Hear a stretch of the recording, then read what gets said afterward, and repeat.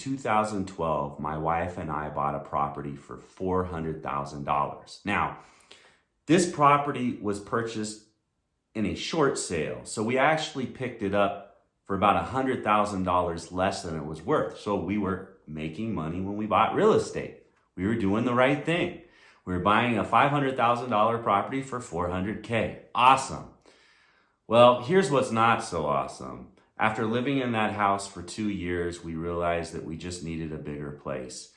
And the only way we could afford to buy that bigger place, we thought, because we weren't smart enough to think, hey, we could just take a HELOC out and use that for the down payment. We didn't have that mindset back then. I didn't have that mindset back then. So what did we do? We sold that house. In fact, let me bring this up on Zillow so you can actually see it in real time. You can see that we purchased the house in 2012 for $400,000. And then in 2014, we sold it for $645,000. That's a $245,000 profit. Now, after we paid real estate commissions, closing costs, and all that, we really walked out with about 220, 225, something like that. Still, it's a big profit, a big win. And you could almost say, hey, you guys made money when you sold real estate. Well, yes, we did. But if you look at what the house is worth today, $1.3 million,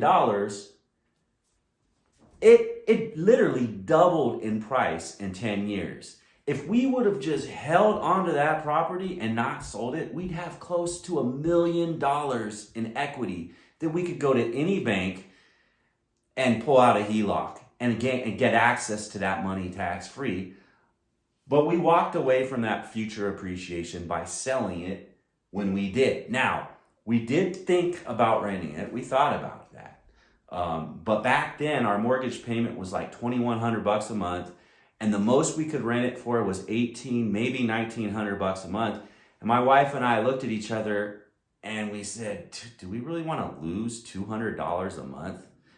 Now, this was stupid because we weren't thinking about the principal pay down that the tenant would be paying for us. So yeah, we'd be coming out of our pocket a couple $100 a month, but there would be far more principal pay down every month coming from the tenant that was in there. So really, we were dumb for selling it because we were walking away from the future appreciation and the principal pay down.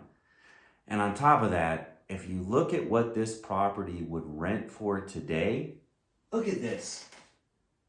$3,800, literally $2,000 more than we could have rented it out for back then. So that $200 we would have lost, we would have maybe lost it for a year. And in reality, like I said before, the principal payment would have been paid down more than $200 a month. So we weren't really losing any money. It was all just on paper. That's it. In reality, even though we were losing cash flow, we were making money. And that's an important concept that I really want to drive it down today, is that with real estate, even if you're not cash flowing, if you're losing $100 a month, $200 a month, but the monthly principal pay down is more than that, you're not losing money. Your net worth is growing. You're gaining equity, not to mention the appreciation that comes with real estate.